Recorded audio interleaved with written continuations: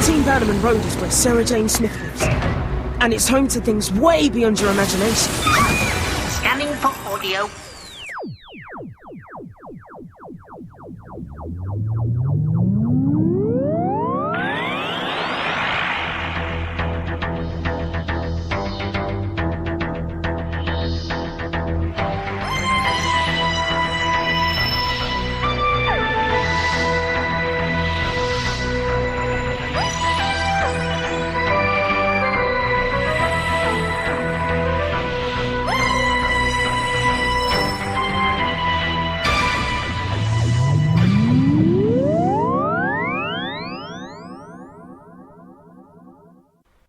Welcome to a Tin Dog podcast, covering the last ever Sarah Jane Smith. Oh, welcome home. Hi, I'm Joseph Surf. Something weird happened in there. He glitched. Enhancing. Oh, but to speak to Mr. Surf, just to tell him that I know glitches. Call me Sarah Jane. Can't shake your hand. So what? He's a hologram? Gotcha! What is going on?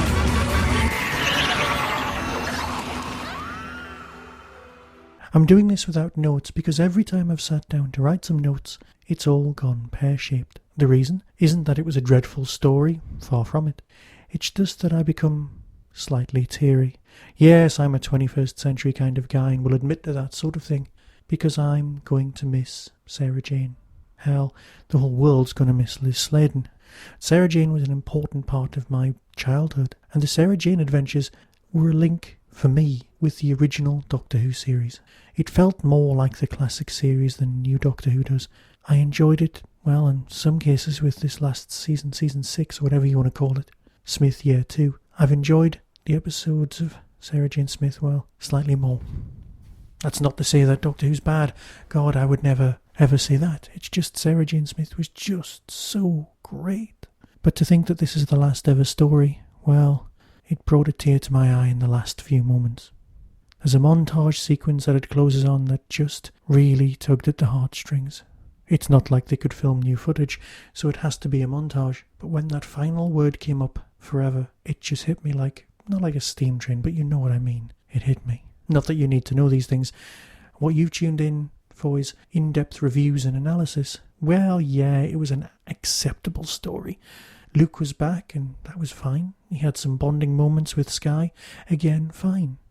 Clive and Clarny, worked really well together, and they just are superb. There is definitely an argument for them two being the new companions.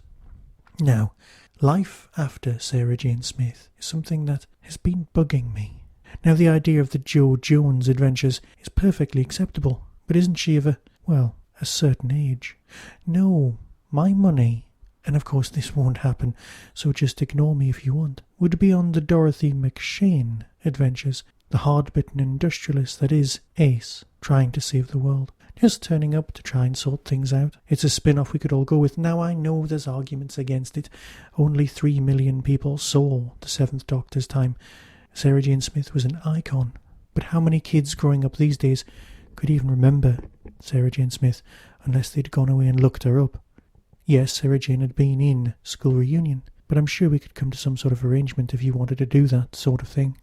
I could live with it.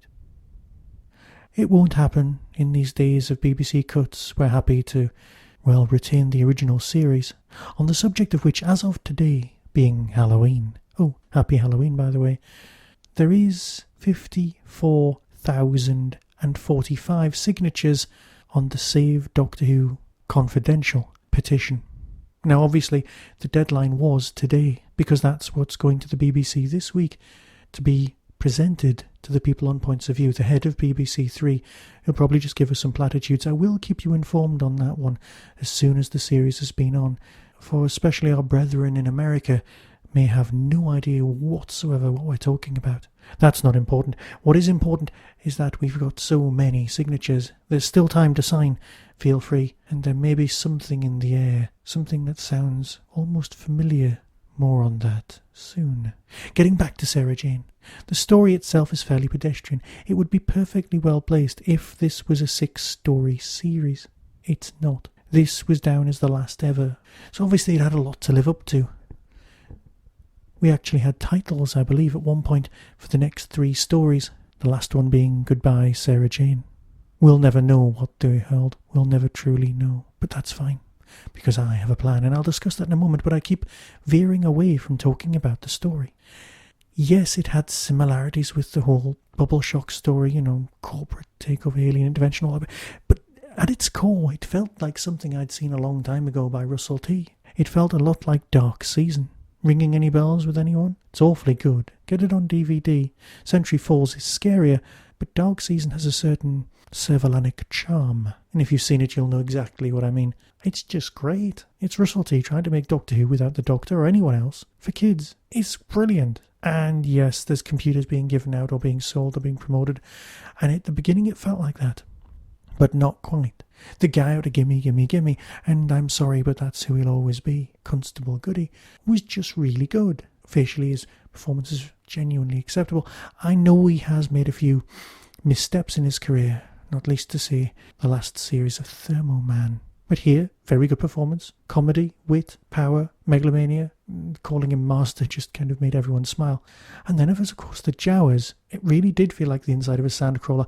I would love to read the script and see if that was the description. And as always with Sarah Jane, and indeed with Doctor Who, just like the Jadoon, they've spent all the money on one costume, and everybody else standing at the back keeps their hood on. One person, you get to see their face. And yes, it takes us back to the Ood, slavery, and where one thing stops in order to make somebody else some money. All very nice, thoughtful concepts that need to be presented here. The hypnotic hologram being worked by levers, I have no idea, but it looked marvellous.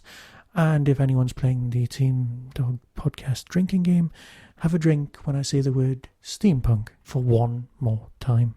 Yes, I love it, I can't help myself.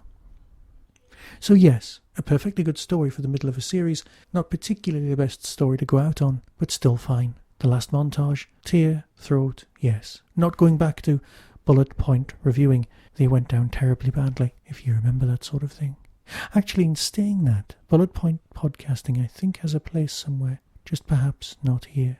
So before I move on, I just want to say I'm awfully excited by something Big Finish has got planned for next year. A series called Countermeasures. Now, because they can't make UNIT anymore, thanks to the Unified Intelligence Task Force, God, I've said it out loud, you can think about them making something else. Now, before there was UNIT, cast your mind back to a rather nice Ben Aranovich Dalek story.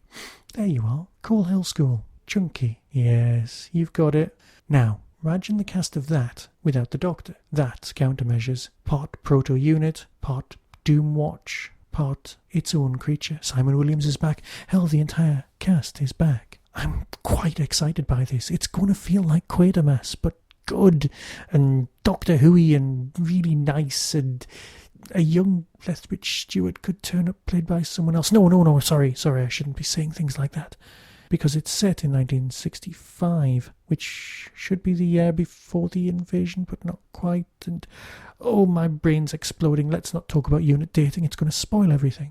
No, a young Colonel Lethbridge Stewart wouldn't turn up, would he? Or is that just wishful fan thinking? Very probably, I'm afraid. But either way, it's remarkably good. I'm really, really looking forward to that. Look, I've rambled, I've said a lot. It's been very, very good, this series of Sarah Jane, and I'll miss her. But that's not where the Sarah Jane Smith story ends. Oh no, because this was never always the first Sarah Jane spin-off. Yes, I've covered K9 and Company, that's not what I'm talking about. Not even talking about her time spent with the 8th Doctor, or the 3rd Doctor pre-Generation. You don't need to know about BBC Books. That's not what I'm talking about. I'm talking about Liz Sladen being Sarah Jane Smith for Big Finish. I'm led to believe that there were 3 series. The first story, Comeback, I own, but have never listened to. I bought it at a convention because Liz was there signing things and I just couldn't say no. So I've never actually heard it. I intend getting them all, listening to them and reviewing them, for my Sarah Jane reviews will continue for as long as there's stories to do, because I think a nice break from Doctor Who is what we all need. Possibly. You know I won't hold out. You know I'll find DVDs to review. You know all sorts of things. Hell, there's a review of the Torchwood DVDs coming soon. That's something I'm sure we're all looking forward to. In saying all this, of course, there's one thing I have to say. The new Doctor Who magazine, that's issue 440, is a tribute to Liz Sladen. Track it down. buy it. It's a marvellous read. Now, I know I was completely blown away by the tribute to Nick Courtney. It was a truly great read, and the bit of journalism discussing the actual service for Nick is one of the finest pieces of writing I've ever come across. But here, in the Liz Sladen tribute, you've got some tremendously heartwarming stuff. Tom Baker's allowed a little wander through his own little world, and that's always a good thing. Sad about the reason for it, but his time spent with her is honest and forthright and great. He discusses his own mortality, something that as Doctor Who fans we've been trying to ignore for a while, because the Doctor's dying in order is tradition, if not marvellous. But we're not here to talk about that. The magazine itself is really, really well written. The interviews with everyone who's got just lovely things to say about Liz. Her death hit us badly, and this magazine and the end of Sarah Jane Smith, well, that's not gone down too well either. We're just emotional wrecks these days. Crashing on.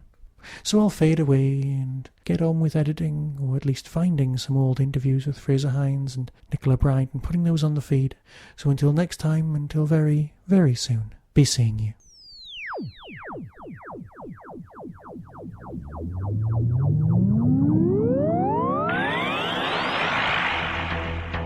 You have been listening to the Tin Dog Podcast. Doctor Who and its associated shows are all trademark of the BBC. No infringement is intended. Contact us at tin-dog@hotmail.co.uk.